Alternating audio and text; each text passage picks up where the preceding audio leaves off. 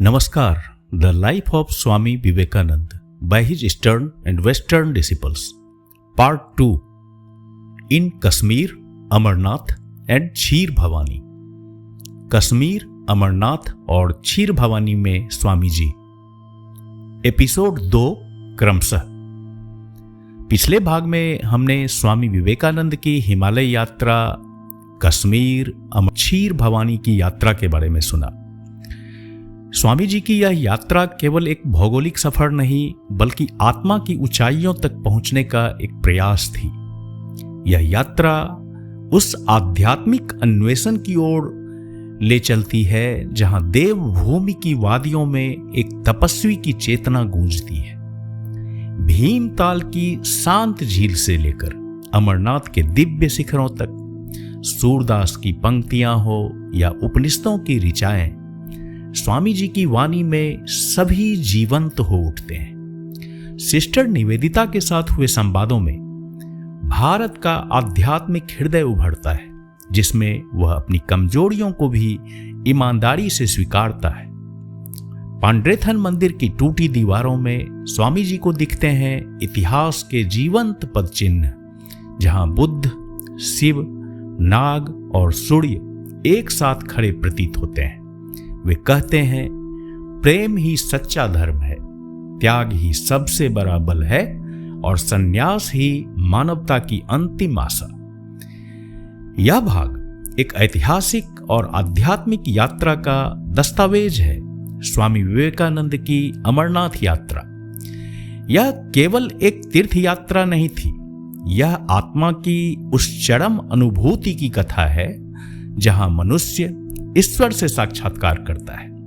Sister Nivedita और अन्य पाश्चात्य शिष्यों के साथ हिमालय की घाटियों में चढ़ाई करते हुए झीलों, बर्फीली खाइयों और कठिन रास्तों को पार करते हुए स्वामी जी ने न केवल भौगोलिक शिखर पार किए बल्कि आध्यात्मिकता के उन शिखरों को भी छू लिया जहां सामान्य मानव कल्पना नहीं कर सकता. अमरनाथ की गुफा में जब वे हिमलिंग के सामने पहुंचे तब उनके नेत्र नम थे, शरीर कांप रहा था और मन पूर्ण समर्पण से भर चुका था. यह वही क्षण था जब उन्होंने कहा, मैंने शिव को देखा है, उन्होंने मुझे अमरता का वरदान दिया है. यह अनुभव केवल स्वामी जी के भीतर ही नहीं, उनके हर शिष्य के जीवन को भी बदल गया. उनकी साधना, उनका त्याग और उनका करुणामय हृदय सब इस यात्रा में झलकते हैं. आइए इस दिव्य अनुभव को आत्मसात करें और उस आवाज को सुने जो आज भी हमें भीतर से पुकारती है, सेवा, त्याग और आत्मबोध की ओर. स्वामी विवेकानंद की अद्भुत जीवन यात्रा का हिस्सा बनने के लिए इस भाग को अंत तक सुने.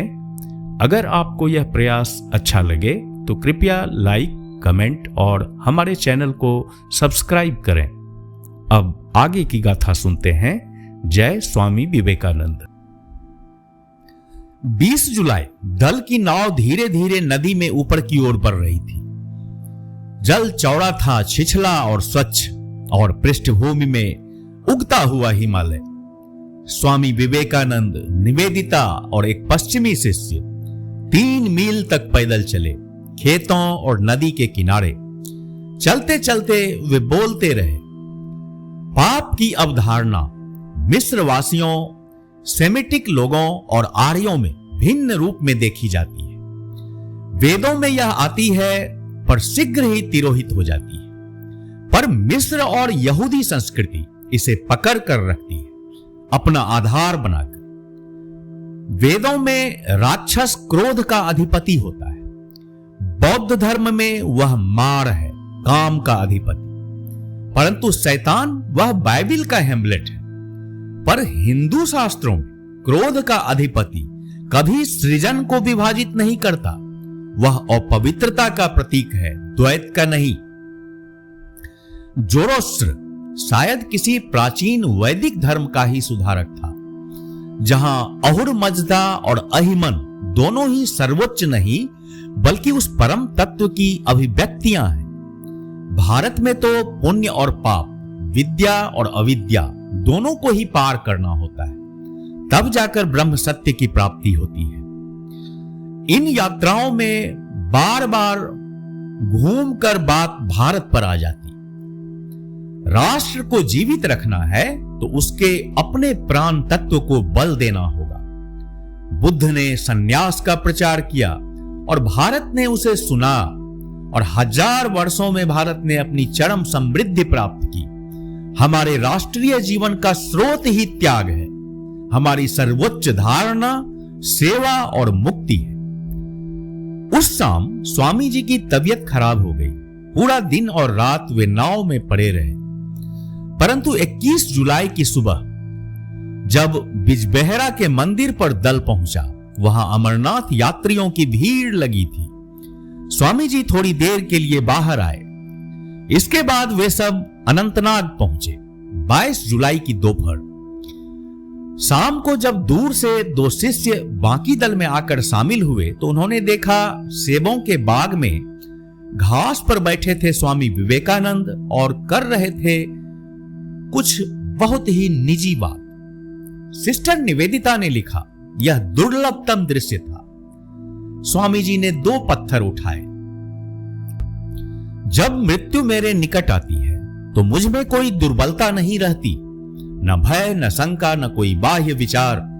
मैं तो बस मरने की तैयारी में लग जाता हूं, बिल्कुल कठोर हो जाता हूं जैसे ये पत्थर। और उन्होंने दोनों पत्थर आपस में टकराए, क्योंकि मैंने ईश्वर के चरणों को छुआ है। इसके बाद वे अपने सन्यासी जीवन की कुछ अविस्मरणीय घटनाएं सुनाने लगे। जब अचानक एक ग्रामीण बच्चा कटी हुई उंगली के साथ लाया गया, स्वामी जी तुरंत उठे, जल से घाव धोया, फिर एक टुकड़ा कपड़ा जलाकर उसकी राख से रक्त रोकने का उपाय किया। 23 जुलाई की सुबह दल पहुंचा मारतंड के प्राचीन भग्न मंदिरों पर। सिस्टर निवेदिता ने लिखा, यह स्थान किसी पुरातन गिरजाघर की तरह लगता था। अधिक एबी की तरह, कम मंदिर की तरह। कई शैलियों और कालों का संगम था। इसमें यह स्थापत्य का एक जीवित इतिहास था।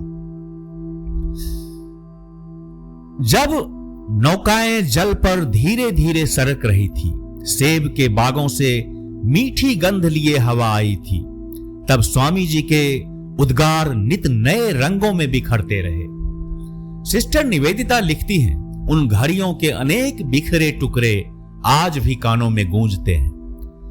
दुनिया में किसी भी राष्ट्र ने देशभक्ति को जापानियों जितनी ऊंचाई नहीं दी। वे भाषण नहीं, कर्म करते हैं। साम्राज्य की एकता के लिए कुल अधिकार तक छोड़ देते हैं। जापानी युद्ध में एक भी गद्दार नहीं मिला। जरा सोचो, सुनो, वह सन्यासी जो स्वर्ण की कामना करे वह आत्मघाती है। हम हिंदुओं के लिए विवाह व्यक्तिगत सुख से अधिक जाति और राष्ट्र के कल्याण का संकल्प है। पश्चिम के लोग कुछ ज्यादा ही रोगी भावना से भरे हैं। दुख की पूजा करते हैं, ऊपर से हंसी ठिठोली, भीतर गहरी रुदन धारा। हमारे यहां दृश्य भले उदास हो, हृदय तल में फिर भी बेफिक्री और हंसी है। नेता एक जन्म में नहीं बनता, उसके लिए जन्म जन्मांतर का संस्कार चाहिए। संगठन या योजनाएं कठिन नहीं, असली कसौटी हैं। भिन्न भिन्न स्वभाव वालों को उनके साझा सद्भाव पर जोड़कर रखना, और यह प्रयास से नहीं, स्वाभाविक आकर्षण से होता है। और फिर वही सहज खिलखिलाती मुस्कान, कहानियां, चुटकुले, हवा में तैरती हास्य लहरियां, जिसे देख किसी पादरी ने पश्चिम में कहा था, स्वामी जी आप धर्मोपदेशक हैं, ऐसे प्रहसन शोभा नहीं देते। वे हंसकर उत्तर देते, हम आनंद पुत्र हैं, उदासी हमारा स्वभाव कैसे हो सकता है। झरनों बागों की वादियों में जहां जहांगीर के पुष्प उद्यान है, पाथान खां का जनाना महल, नील नीर के ठहरे कुंड में सबने डुबकियां लगाई, और दोपहर की धूप में बाग की घास पर खुले में भोज हुआ। यही स्वामी जी ने घोषणा की, मैं आने वाले हजारों अमरनाथ यात्रियों के साथ ही गुफा तक जाऊंगा। विशेष अनुमति से सिस्टर निवेदिता को साथ ले जाने का निश्चय हुआ ताकि वे भविष्य के कार्य हेतु भारत की इस आदि परंपरा को प्रत्यक्ष समझ सके।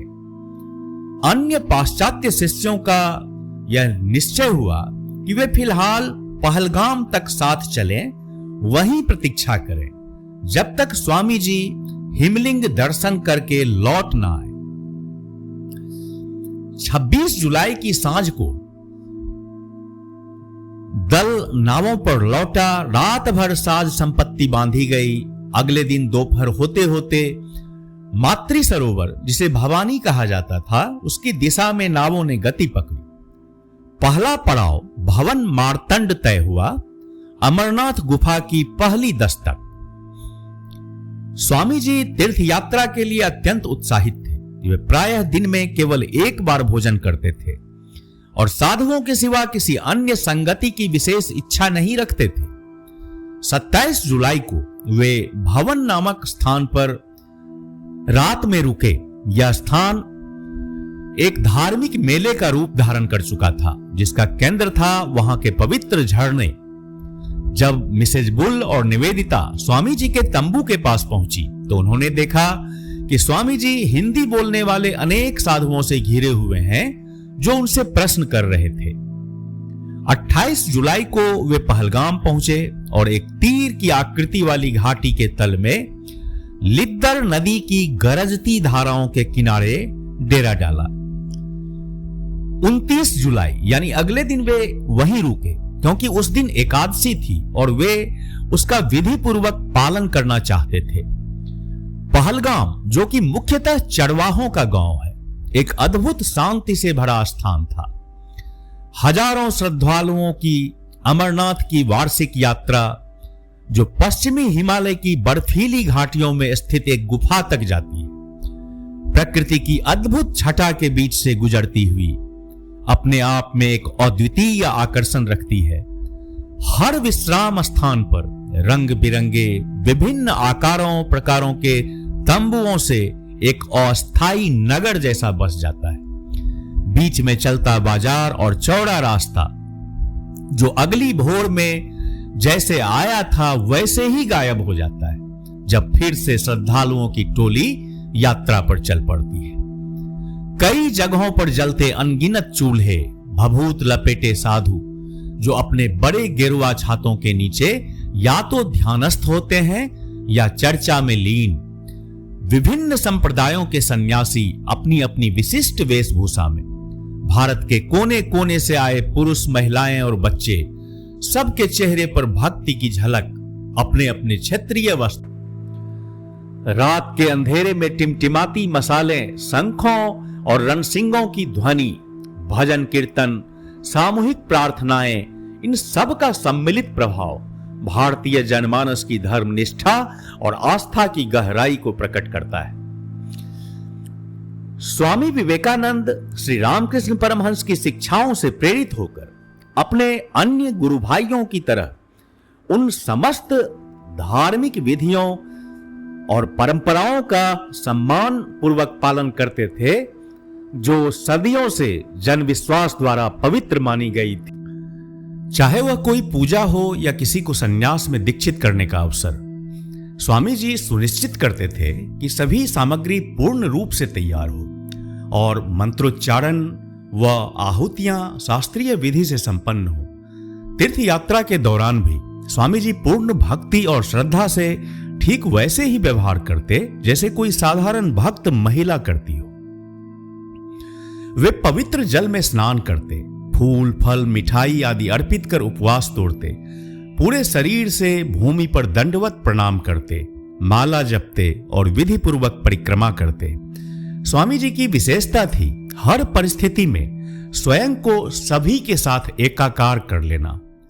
इस तीर्थ यात्रा में भी वे व्रत, उपवास, मौन, एकांत की साधना, माला जप और ध्यान में लीन रहते और परंपरागत रीति से बना एक समय का भोजन ही करते थे। सैकड़ों सन्यासियों की इस यात्रा में स्वामी जी का प्रभाव अत्यंत जबरदस्त था। हालांकि आरंभ में उन्हें कुछ कट्टरपंथी साधुओं का विरोध सहना पड़ा। कारण था उनके साथ विदेशी शिष्याओं की उपस्थिति। जब उनके तंबू यात्रियों के शिविर के बहुत पास लगाए गए तो साधुओं ने नाराजगी जताई और कहा कि इन्हें शिविर से दूर हटाया जाए। स्वामी जी ने पहले इन शिकायतों को नजरअंदाज किया, पर तभी एक नागा साधु उनके पास आया और विनम्रता से बोला, स्वामी जी, आपके पास शक्ति है पर उसे दिखाना नहीं चाहिए। स्वामी जी यह बात समझ गए और अगली सुबह यानी 29 जुलाई को उनके तंबुओं को एक सुंदर सी पहाड़ी पर स्थानांतरित कर दिया गया, जहां सामने तेज बहती लिद्दर नदी थी और पीछे हरे भरे देवदार के पहाड़। उसी दोपहर स्वामी जी निवेदिता को लेकर साधु संतों के आशीर्वाद के लिए शिविर में घुमाने निकले, या जैसा निवेदिता ने लिखा है, वास्तव में वे भिक्षा देने निकले थे। पूरी यात्रा के दौरान जहां जहां वे रुकते, स्वामी जी का तंबू साधुओं से भर जाता जो उनसे ज्ञान लेने आते। कई साधु उनके उदार और व्यापक धार्मिक दृष्टिकोण को समझ नहीं पाते थे, खास तौर पर इस्लाम के प्रति उनकी सहानुभूति और प्रेम को। यात्रा व्यवस्था के प्रभारी मुस्लिम तहसीलदार और उनके अधीनस्थ कर्मचारी स्वामी जी से इतने प्रभावित हुए कि वे रोजाना उनके प्रवचन सुनने आते और बाद में उन्होंने उनसे दीक्षा लेने की भी विनती की। सिस्टर निवेदिता भी अपने विनम्र स्वभाव और मधुर व्यवहार से जल्द ही यात्रियों की प्रिय बन गई और उन्हें इन श्रद्धालुओं से अनगिनत छोटी छोटी करुणामयी कृपाएं प्राप्त हुई। 30 जुलाई की सुबह नाश्ते के बाद स्वामी जी और उनका दल चंदनवाड़ी के लिए रवाना हुआ, जहां वे एक अच्छी गहरी खाई के किनारे डेरा डाले। पूरी दोपहर बारिश होती रही। अगले दिन चंदनवाड़ी से आगे एक बर्फ का पुल पड़ा, जिसे स्वामी जी ने निवेदिता से पार करवाया। यह उनका ऐसा पहला अनुभव था। इसके बाद शुरू हुआ एक तीखा पड़ाव पीसू घाटी की ओर, फिर एक लंबा रास्ता जो पहाड़ की ढलान पर बल खाता हुआ आगे बढ़ता था। अब वे पैरों की सीमा से ऊपर आ चुके थे, जहां जमीन पर फैले थे एडेलवाइस और तरह तरह के फूल। रास्ता शेषनाग झील के ऊपर से गुजरता था, जो 2 छोटे ग्लेशियरों से पोषित होती है। निवेदिता ने इसकी हरित जलधारा को उदास पानी कहा है, जो उसकी शांति और गंभीरता को दर्शाता है। 31 जुलाई को वे वावजन में डेरा डाले, समुद्र तल से 12,500 फीट की ऊंचाई पर। पूरी दोपहर और शाम भर कुलियों को आग जलाने के लिए देवदार की झाड़ियां और जुनिफर की लकड़ियां ढूंढनी पड़ी। स्वामी जी, तहसीलदार और निवेदिता तीनों के तंबू पास पास थे और उनके सामने एक बड़ी आग जलाई गई, परंतु वह ठीक से जल नहीं पाई। अगले दिन 1 अगस्त को वे लोग महागुनस टॉप पार कर आगे बढ़े, जो समुद्र तल से 14,500 फीट की ऊंचाई पर है। इसके पार पहुंचकर वे पहुंचे पंचतारिणी, 5 धाराओं की भूमि, जो वावजन के समान ही ऊंचाई पर स्थित है। निवेदिता लिखती हैं कि वहां की ठंडक सूखी और स्फूर्तिदायक थी। शिविर के सामने एक सूखी नदी की तलहटी थी, जिसमें बजड़ी फैली हुई थी, और उसी के भीतर से निकलती थी वे 5 धाराएं, जिनमें हर यात्री को एक एक कर भींगे वस्त्रों में स्नान करना होता था। स्वामी जी ने तीर्थ के हर नियम का पूरी निष्ठा से पालन किया। उन्होंने यह विशेष स्नान भी चुपचाप किसी की नजर में आए बिना पूरा किया, यहां तक कि उनकी आत्मीय शिष्या निवेदिता को भी पता न चला। 2 अगस्त पहले एक तीखी चढ़ाई, फिर एक उतराई, जहां एक भी चूक सीधी मृत्यु का कारण बन सकती थी। इसके बाद वे ग्लेशियर के ऊपर से चलते हुए एक बहते हुए जलप्रवाह तक पहुंचे, जहां सभी तीर्थयात्रियों ने गुफा में प्रवेश से पहले स्नान किया। स्वामी जी कुछ पीछे रह गए, शायद जानबूझकर, ताकि वे कुछ क्षण अपने अंतरतम विचारों के साथ अकेले रह सके। वह धीरे धीरे आए, अपनी शिष्या को आगे भेजा और स्वयं जलधारा में स्नान किया। जब वे गुफा में पहुंचे, उनका संपूर्ण शरीर भाव विभोर होकर कांप रहा था। निवेदिता लिखती हैं, गुफा इतनी विशाल थी कि उसमें एक गिरजाघर समा सकता था, और उस गहरे अंधकार में स्थित वह महान हिम शिवलिंग मानो अपने ही आधार पर राज सिंहासन पर आरूढ़ था। राख से लिपटा शरीर, शिव भक्ति से जलता चेहरा, स्वामी जी ने केवल एक कौपीन धारण कर पूरे समर्पण से भगवान के समक्ष दंडवत प्रणाम किया। गुफा में सैकड़ों कंठों से गूंजता हुआ स्तुति का स्वर और उस निर्मल हिमलिंग की प्रभा स्वामी जी को पूरी तरह आवेग में डुबो गई। वे लगभग मूर्छित हो गए। उन्हें वहां एक गहन आध्यात्मिक अनुभूति हुई, जिसके विषय में उन्होंने कभी विस्तार से कुछ नहीं कहा, सिवाय इसके कि स्वयं शिव प्रकट हुए थे। और उन्होंने स्वामी जी को अमरता का वरदान दिया कि वे जब तक स्वयं ना चाहें, मृत्यु उन्हें स्पर्श ना कर सके। इस रहस्य को समझने वाले पाठक रामकृष्ण की उस भविष्यवाणी को याद करेंगे, जिसमें उन्होंने कहा था, जब नरेंद्र जान जाएगा कि वह कौन है, तो वह इस शरीर में नहीं रहेगा। निवेदिता लिखती हैं, संभव है अमरनाथ का यह वरदान उस पूर्वाभास को पराजित कर गया जो बचपन से स्वामी जी को सताता रहा कि उनकी मृत्यु एक शिव मंदिर में इन पर्वतों के बीच होगी। परिणाम स्वरूप इस संपूर्ण अनुभव ने स्वामी जी की शारीरिक स्थिति को स्थायी रूप से प्रभावित किया। हम नहीं जानते कि यह परिवर्तन केवल उस दिव्य अनुभूति का परिणाम था या फिर अत्यधिक ठंड, शारीरिक श्रम और ऑक्सीजन की कमी, या इन सभी का सम्मिलित प्रभाव। बाद में एक डॉक्टर ने इस अमरनाथ यात्रा के बारे में कहा, स्वामी जी, यह तो लगभग मृत्यु के समान था। आपका हृदय स्वाभाविक रूप से रुक जाना चाहिए था। डॉक्टर ने कहा, स्वामी जी, यह लगभग मृत्यु ही थी।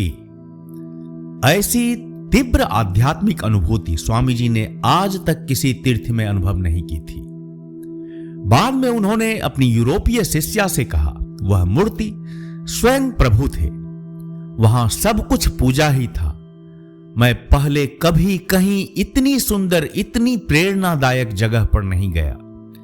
कुछ समय पश्चात अपने भाई शिष्यों और अनुयायियों के बीच स्वामी जी स्वप्नमय स्वर में बोले, मैं कल्पना कर सकता हूं कि यह गुफा सबसे पहले कैसे खोजी गई होगी। किसी गर्मी के दिन कुछ गरेड़िए अपनी भेड़ें खो बैठे होंगे और उन्हें खोजते खोजते यहां आ पहुंचे होंगे, और जब उन्होंने इस कपूर सदृश हिमलिंग को देखा होगा, जिसके ऊपर सदियों से स्वयं गुफा की छत जल अर्पित करती रही थी, तो उनकी अनुभूति कैसी रही होगी। फिर जब वे नीचे लौटे होंगे तो घाटियों के अन्य गरेड़ियों से धीमे स्वर में बोले होंगे, हमने महादेव को देख लिया है। जैसा भी हो, स्वामी विवेकानंद के लिए यह अनुभव बिल्कुल यही था। वह गुफा में प्रविष्ट हुए और साक्षात प्रभु से सामना हुआ। यदि अमरनाथ का अनुभव स्वामी जी के लिए अलौकिक था, तो स्वामी विवेकानंद स्वयं अमरनाथ से भी अधिक प्रभावशाली हो गए थे निवेदिता के लिए। वे इतने अधिक महादेव की उपस्थिति से सराबोर हो चुके थे कि आने वाले कई दिनों तक उनके हृदय और उनकी वाणी में शिव ही बसे हुए थे। शिव सनातन समाधिस्थ सन्यासी, जिनसे वे एकाकार हो चुके थे। वापसी यात्रा में पार्टी ने रास्ते में मृत्यु सरोवर पार किया, जिसे लेक ऑफ डेथ कहा जाता है, जहां एक वर्ष लगभग 40 तीर्थयात्रियों की मृत्यु एक बर्फ की धसान में हो गई थी। कहते हैं उनके सामूहिक गान के कंपन से हिमखंड टूट पड़ा था। स्वामी जी और कुछ यात्री एक सकरे रास्ते को पकड़कर खरी चट्टान से नीचे उतर आए।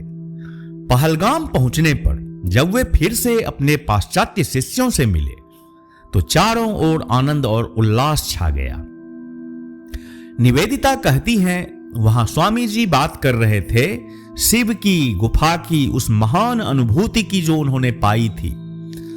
इसके बाद पहलगाम से वे लौटे अनंतनाग और वहां से नौका द्वारा श्रीनगर के लिए रवाना हुए, जहां से वे 8 अगस्त को पहुंचे। 7 अगस्त को निवेदिता ने अपनी मित्र श्रीमती एरिक हेमंड को एक पत्र लिखा। हम श्रीनगर की ओर लौट रहे हैं। मेरी अपनी एक नौका है क्योंकि कांसल की पत्नी हमें छोड़ गई है। सामने स्वामी जी की नाव है और पीछे श्रीमती बुल और मिस मैक्लियोड की नाव। दोपहर का भोजन हमने उन्हीं के साथ किया। नदी शीशे जैसी चमक रही है और एक हल्की सी बयार साथ बह रही है। यह सब कुछ जैसे स्वर्ग है। कुछ ही हफ्तों में यह सब बीत जाएगा। और अब मुझे तुम्हें कुछ बताना है जो तुम्हें चौंका सकता है। मैं हिमालय में ऊपर 18,000 फीट की ऊंचाई तक गई थी। मैं स्वामी जी के साथ गई थी ग्लेशियर देखने। इतना तो कोई भी जान सकता है, बाकी बातें गुप्त रहें। यह वास्तव में अमरनाथ की गुफाओं की तीर्थ यात्रा थी, जहां स्वामी जी ने मुझे शिव को समर्पित करने की इच्छा जताई थी और उन्होंने मुझे शिव को समर्पित कर दिया। पार्टी 30 सितंबर तक श्रीनगर में रही। इसी दौरान स्वामी जी कई बार अकेले अपनी नाव लेकर एकांत साधना में लीन हो जाते और कई दिनों तक बाहर ही रहते। उनकी ध्यान की प्रवृत्ति और आत्ममंथन की इच्छा दिन प्रतिदिन गहन होती गई। फिर भी वे अपने शिष्यों को भारत और धर्म के प्रति अपनी विचारधारा समझाते रहे। वह बार बार कहते, मेरे विचार में भारत और इसके सभी धर्म एक संपूर्ण अनुभव है। हमें छुआछूत की संकीर्णता से बाहर आना होगा। हिंदू धर्म को सक्रिय और आत्मविश्वासी बनाना होगा। ध्यान और सेवा दोनों का समन्वय चाहिए। हमें समुद्र जितने गहरे और आकाश जितने व्यापक बनना है। श्री रामकृष्ण अंतर में पूर्णता और बाहर से पूर्ण सक्रियता के प्रतीक थे। जब कभी ध्यान और वैराग्य के मार्ग तथा कर्म और सक्रियता के बीच कोई चुनाव करना होता, स्वामी विवेकानंद का उत्तर परिस्थिति के अनुसार बदलता था। उदाहरण के लिए अल्मोड़ा में किसी ने पूछा, स्वामी जी, यदि कोई शक्तिशाली व्यक्ति किसी कमजोर को सताता है तो हमें क्या करना चाहिए? स्वामी जी का उत्तर था, तो फिर शक्तिशाली को ही पीटो, और क्या। निवेदिता लिखती हैं कि प्रश्न पूछने वाले सज्जन एक भले लेकिन अत्यंत कमजोर चेहरे वाले वृद्ध व्यक्ति थे। एक और अवसर पर जब क्षमा और प्रतिक्रिया पर चर्चा चल रही थी, स्वामी जी ने कहा, यदि क्षमा भी निर्बल और निष्क्रिय हो तो वह अच्छी नहीं। युद्ध करना उससे बेहतर है। क्षमा वही करे जो फरिश्तों की सेना के साथ सहज विजय पा सके। यह संसार एक युद्ध भूमि है। लड़ो और इससे बाहर निकलो। किसी और ने उनसे पूछा, स्वामी जी, क्या हमें धर्म की रक्षा में मर जाना चाहिए या प्रतिक्रिया विहीन बन जाना चाहिए? स्वामी जी ने धीरे से उत्तर दिया, मैं प्रतिक्रिया विहीनता का पक्षधर हूं।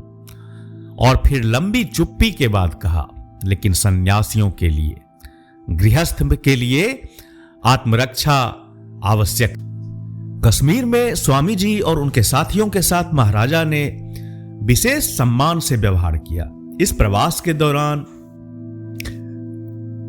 कई वरिष्ठ अधिकारी स्वामी जी की नाव पर आते, धार्मिक शिक्षाएं लेने और उनसे जीवन के विभिन्न विषयों पर वार्तालाप करने। स्वामी जी महाराजा के निमंत्रण पर ही कश्मीर आए थे, एक मठ और संस्कृत विद्यालय की स्थापना के लिए उपयुक्त भूमि चुनने। स्वामी जी ने एक सुंदर स्थान चुना जो नदी किनारे था और यूरोपीय यात्रियों के लिए शिविर स्थल के रूप में प्रयुक्त होता था। महाराजा ने उनकी पसंद पर सहमति जताई और वह भूमि उन्हें शैक्षणिक योजना हेतु देने की इच्छा प्रकट की। अमरनाथ यात्रा के बाद स्वामी जी की ध्यान प्रधान मनस्थिति पश्चिमी शिष्यों में भी गहराई से उतरने लगी थी। वे भी एकांत साधना और मौन ध्यान में लीन होना चाहते थे। स्वामी जी ने उन्हें प्रोत्साहित किया और सुझाव दिया कि वे इसी प्रस्तावित मठ स्थल पर तंबुओं में रहकर साधना करें। उन्होंने कहा, हिंदू मान्यता के अनुसार किसी नए निवास स्थान का स्त्रियों द्वारा प्रथम आशीर्वाद प्राप्त करना शुभ होता है। इस प्रकार वहां एक प्रकार से स्त्रियों का मठ स्थापित हुआ। स्वामी जी समय समय पर वहां जाते और उनसे बात करते, जनता द्वारा जनता के लिए इस भाव से सेवा करो कि वह कर्मकर्ता और सेवित दोनों के लिए आनंद का स्रोत बन जाए। किंतु सितंबर के मध्य में स्वामी जी को यह सूचना मिली कि इस भूमि को मठ और संस्कृत विद्यालय के लिए दान देने के प्रस्ताव को अंग्रेज रेजिडेंट द्वारा 2 बार अस्वीकृत कर दिया गया है। यह समाचार उनके लिए क्षणिक निराशा का कारण बना, किंतु गहन विचार के बाद उन्होंने स्वीकार किया कि कश्मीर या कोई भी देशी रियासत उनकी योजना के लिए उपयुक्त नहीं थी। उन्होंने समझा कि पश्चिमी और भारतीय शिष्यों को साथ लाकर शिक्षा का प्रयोग करना बंगाल में कहीं अधिक संभव और व्यावहारिक है। कलकत्ता, जो उस समय भारत की राजधानी और बौद्धिक गतिविधियों का केंद्र था, इस उद्देश्य के लिए अधिक उपयुक्त था। जहां तक शीत जलवायु में मठ स्थापित करने का प्रश्न था, उस दिशा में उनके शिष्य मिस्टर और मिसेज सेवियर पहले ही कार्यरत थे और कुमायूं की पहाड़ियों में भूमि की खोज कर रहे थे। स्वामी जी ने इस रुकावट को मां की इच्छा मानकर स्वीकार किया और महसूस किया कि यह सब कुछ किसी बड़े हित के लिए हो रहा है। जय स्वामी विवेकानंद।